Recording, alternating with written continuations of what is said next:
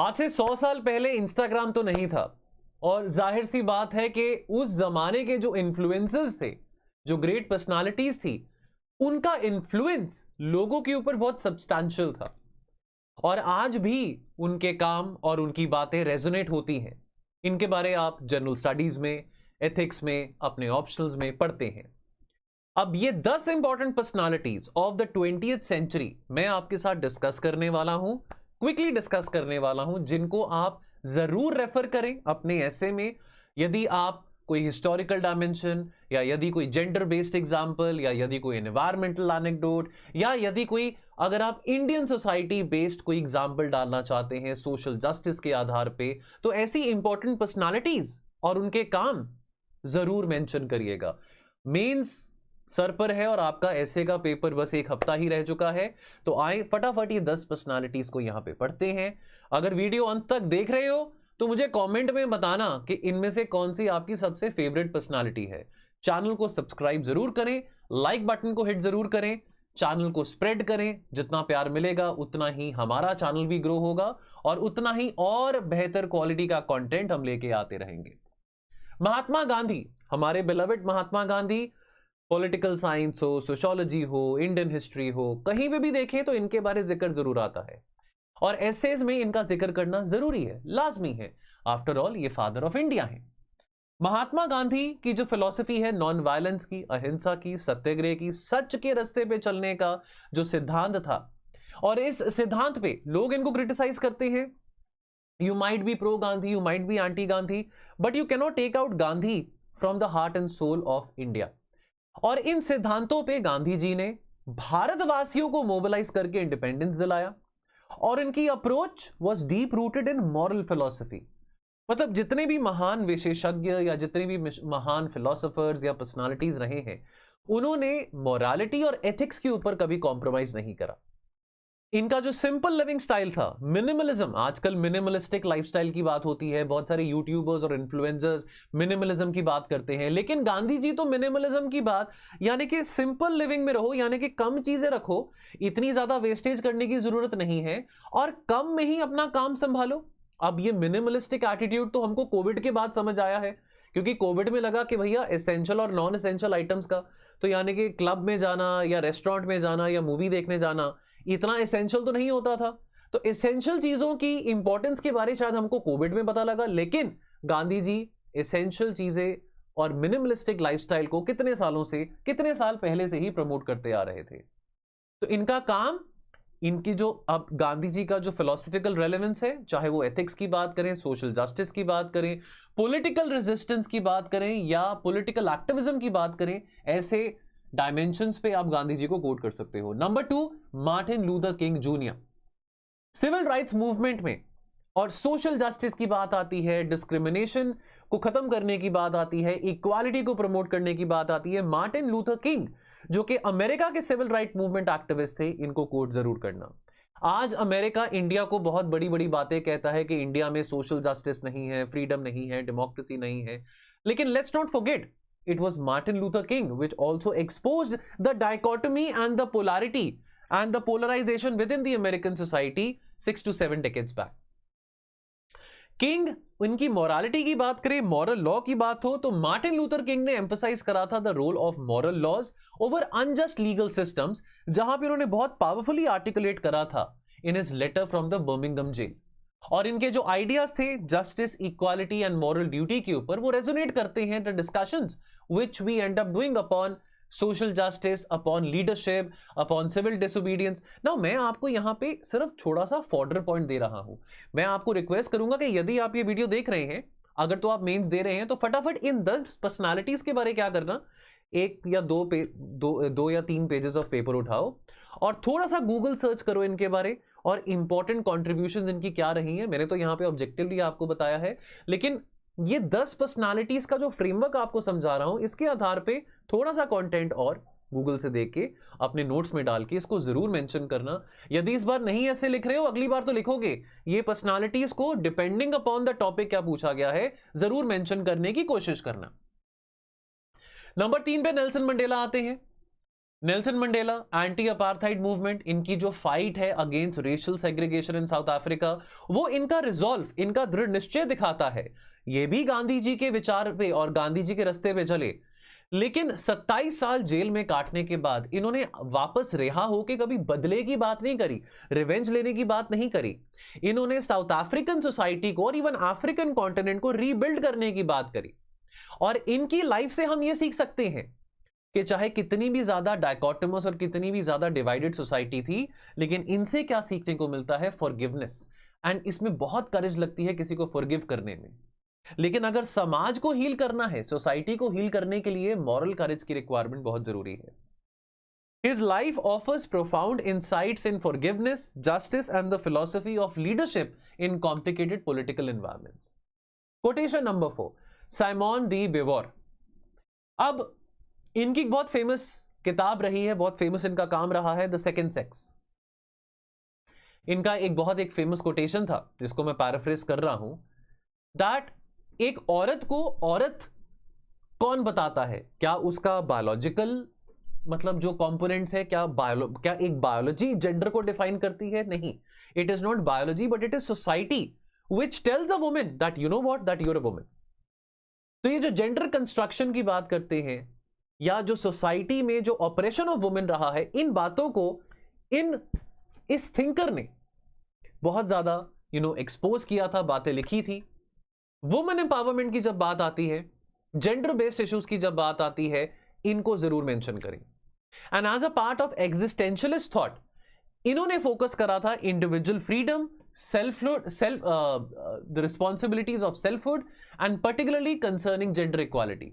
इनके आइडियाज बहुत ज्यादा सेंट्रल हैं to the discussions happening on gender, freedom and the social construction of identity. Number 5 पे Albert Einstein. अब एल्बर्ट आइंस्टाइन केवल एक बहुत बड़े साइंटिस्ट ही नहीं, लेकिन लीडरशिप भी सीखने को मिलती है, साथ के साथ एथिकली कैसे काम किया जा सकता है उसके बारे भी इनकी लाइफ से सीखने को मिलता है। अभी हाल ही में कुछ महीने पहले आइंस्टाइन की एक बायोग्राफी आई थी नेटफ्लिक्स पे। आई डोंट नो अगर आपने देखी कि नहीं देखी, लेकिन सर्च करना। आइंस्टाइन की बहुत बड़ी साइंटिफिक थ्योरीज हो, चाहे वो understanding of space and time है, थ्योरी ऑफ रिलेटिविटी है, beyond physics, he was also there, he also witnessed the atrocities happening upon the Jews in the Nazi Germany. He also had to leave his place, he also had to leave his home from Germany because even he was a Jew, and he was committed that look, I am not going to utilize science to inflict destruction upon humanity. He was a committed pacifist and a humanist जो कि global piece की बात करते थे, ethical responsibility in science की बात करते थे। जब एथिकल रिस्पॉन्सिबिलिटी, अब देखो आज के टाइम पे कितने फ्रॉड्स हो रहे हैं, आज के टाइम पे डीप फेक्स हैं, एल्गोरिदम्स हैं, एआई को मिसयूज किया जा रहा है। लेकिन जब ये सब नहीं भी था, तब एल्बर्ट आइंस्टाइन ने एथिकल रिस्पॉन्सिबिलिटी इन साइंस की बात करी थी। वो एक वोकल एडवोकेट थे against the use of nuclear weapons. ठीक है, न्यूक्लियर एनर्जी बहुत मार्वलस है, न्यूक्लियर एनर्जी का इस्तेमाल कंस्ट्रक्टिव पर्पसेस के लिए किया जा सकता है, लेकिन just because I am a scientist and I am a physicist does not mean कि I end up telling you that utilise this nuclear energy for making weapons. Einstein का काम एक रिच सोर्स बनता है for essays on the intersection of science, ethics and human responsibility. Number 6, French writer and philosopher Jean Paul Sartre. Now existentialism, अब इनकी philosophy ने human existentialism को लेके बहुत सारे फिलोसोफर्स आए, जिसमें से एक ये है, जैसे एक फ्रेडरिक नीशे भी हैं, उसी तरह से सार्त्रे हैं। इनकी फिलॉसफी ने एम्फसाइज करा चॉइसेस के ऊपर, ह्यूमन फ्रीडम के ऊपर, और जो रिस्पॉन्सिबिलिटी जो कि आती है बिकॉज हमारे पास फ्रीडम है। इनका जो काम था, इन्होंने काम किया था, जिन्होंने किताब लिखी थी बीइंग एंड नथिंगनेस, वो एक्सप्लोर करता है concept of existence, consciousness and the real meaning of life. जहां तक फ्रीडम और रिस्पॉन्सिबिलिटी की बात आती है, सार्त्रे ने फेमसली कहा कि एग्जिस्टेंस प्रीसीड्स एसेंस, मतलब कि humans are not defined by predetermined essence but they create themselves, they shape themselves, they shape their destiny via actions.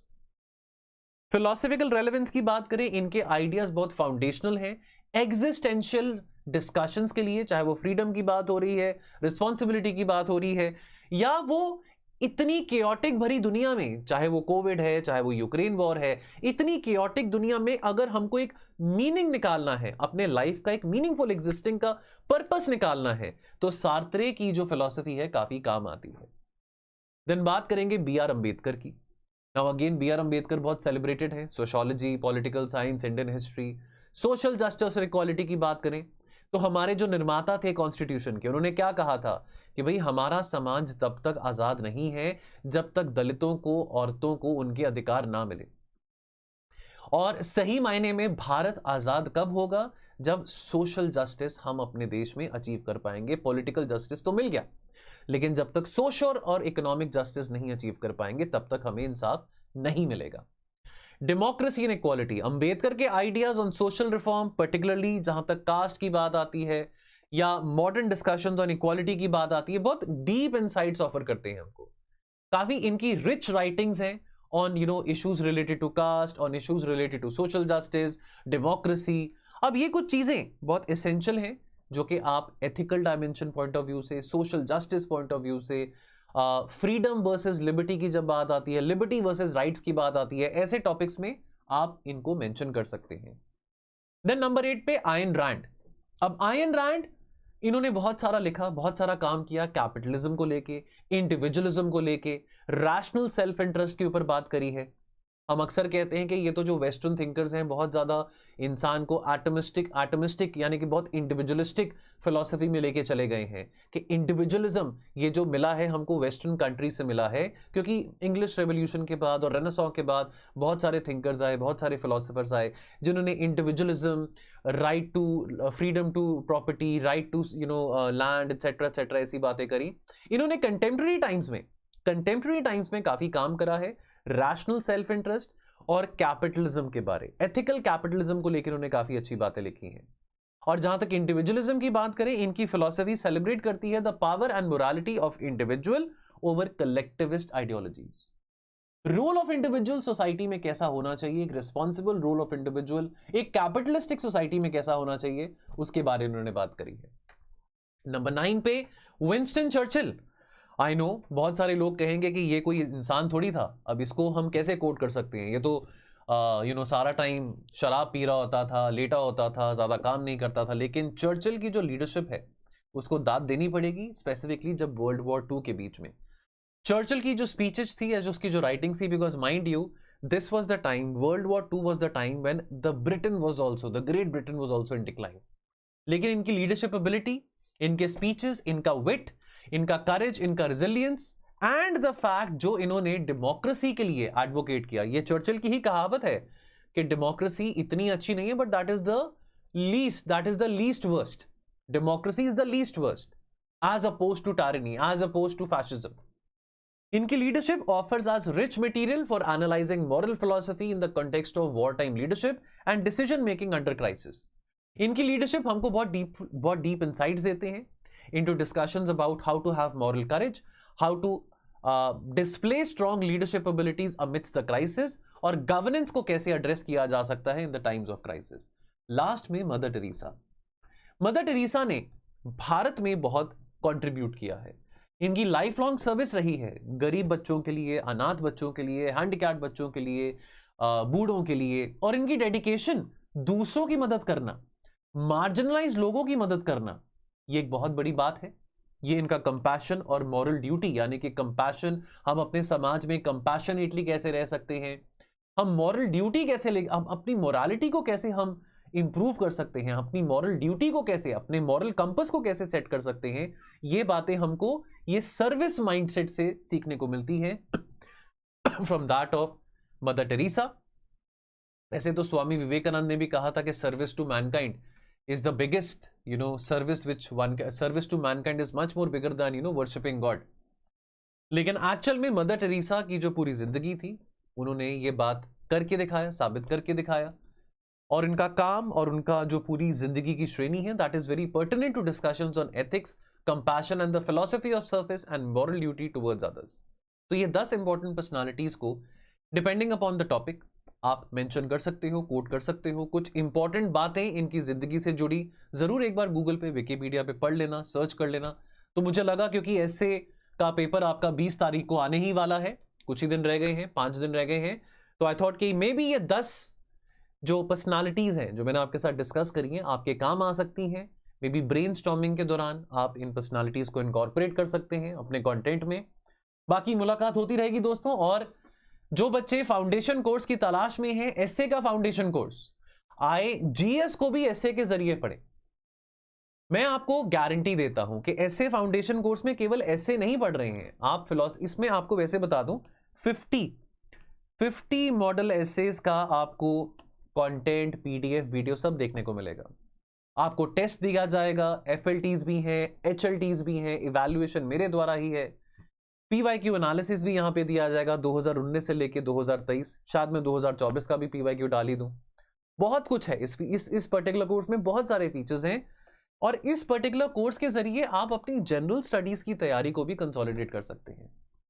Because ultimately S A को आइसोलेशन में नहीं पढ़ना होता, एसए को स्मार्टली पढ़ने के लिए अपनी जनरल स्टडीज और करंट अफेयर्स को कोरिलेट करना होता है।